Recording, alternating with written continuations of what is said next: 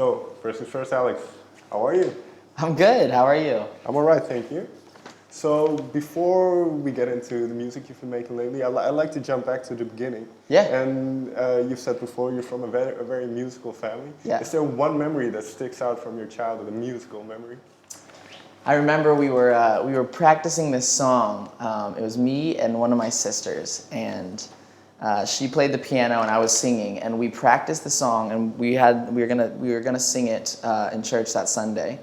And I remember my dad said if we practiced it 10 times, if we sang the song 10 times every day until for the days leading up, and then performed it perfectly at church, he would get us. It was at the time, this was like the coolest thing, was a portable DVD player. Mm-hmm. So it was like, it kind of looked like a laptop, and then you put the DVD in.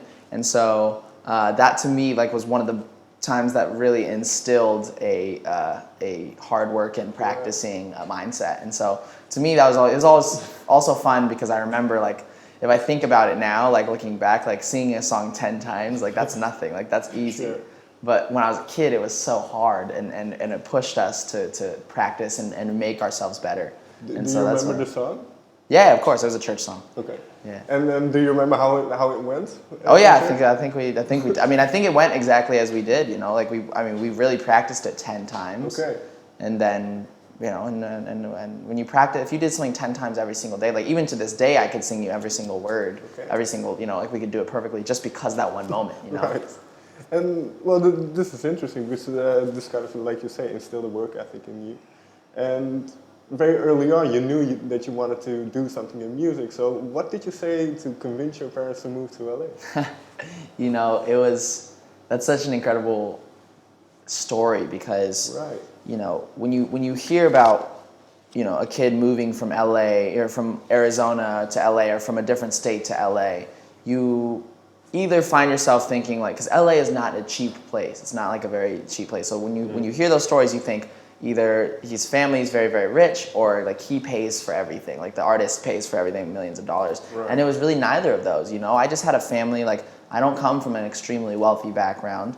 And I just come from a family where my parents both believed in me, and they loved this dream that I had, and they loved how ambitious I was about it, that everybody kind of sacrificed something. My parents sacrificed, moving to a different state, which, everybody worked hard so that we could do that. Mm-hmm. My sisters sacrificed their regular school life, their friends that they were leaving behind and all of that so they could move out. I sacrificed the same, but I was ready for that. So just having a family who was as willing to sacrifice and support this dream that I had as much as I did, it was so like incredible. Well, did it add pressure then to succeed in a way? It's a great question. I think yes and no. I always want to make my family proud because sure. Not even necessarily because of the sacrifices, just because I love them and I want them to be proud of me, and I want them to be able to tell all of their friends like, yeah, like we aren't crazy, because my parents probably, I never even asked them, but they probably got a lot of like their friends that were like, are you crazy? Like you're going to move all the way out to LA for this kid, just because he wants to be a pop star and all this stuff. And I've always had in my head like this image that I come home, or my parents go back to Arizona and everybody's like, oh my gosh, and they're like, yeah, I told you, like I knew it would happen. And so that idea is always something that I've wanted, and I'm very happy that my parents get to, that we've been blessed with the success, that my parents get to be proud and they get to be excited, and I didn't prove anybody wrong. Like everything that everybody said is starting to come together, and we still have so much more work to do, but just the idea that I'm making my parents proud, I'm making my sisters proud, I'm making my family and everybody who's believed in me at such a small stage proud is something that means so much to me.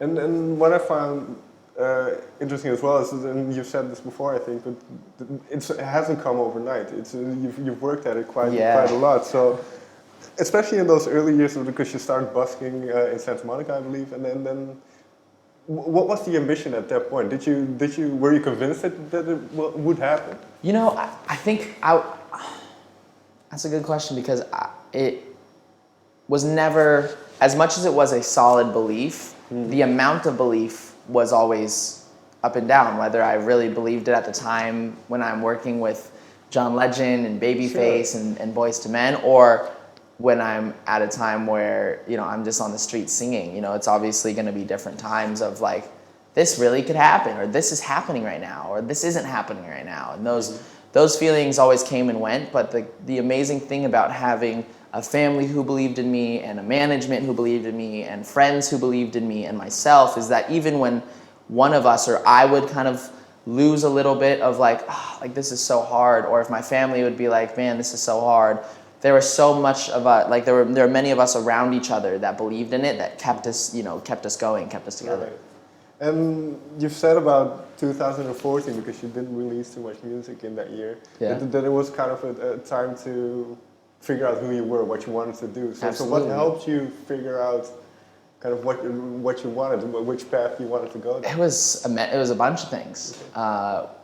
2014, I moved to New York City, away from my family. I got a real job. Like I was selling clothing, women's clothing at All Saints, and like starting to do that.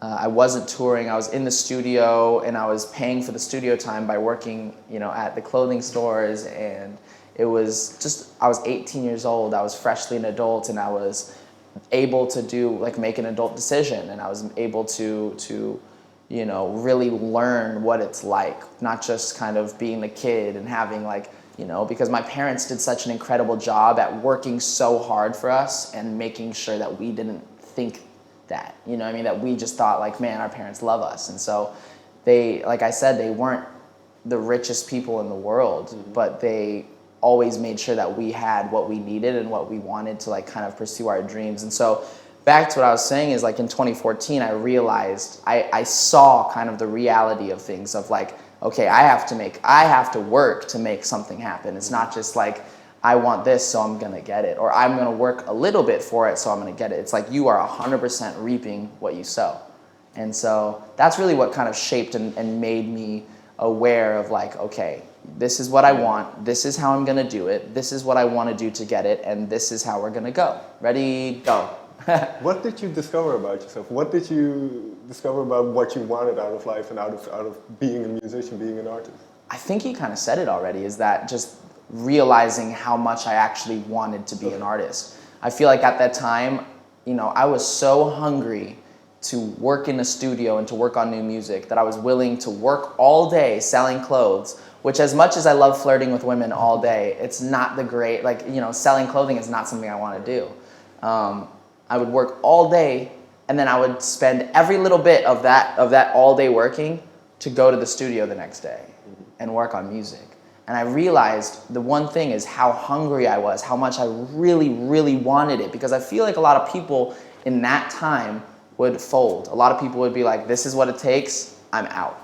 They would see how hard of working you actually have to do if you don't come from an extremely rich family, or if you don't come from, you know, if your dad isn't the CEO of something, whatever. It's like you really have to put in that work, and that was something that I realized, is that I really wanted it. It wasn't just something I wanted because it looked fun, you know?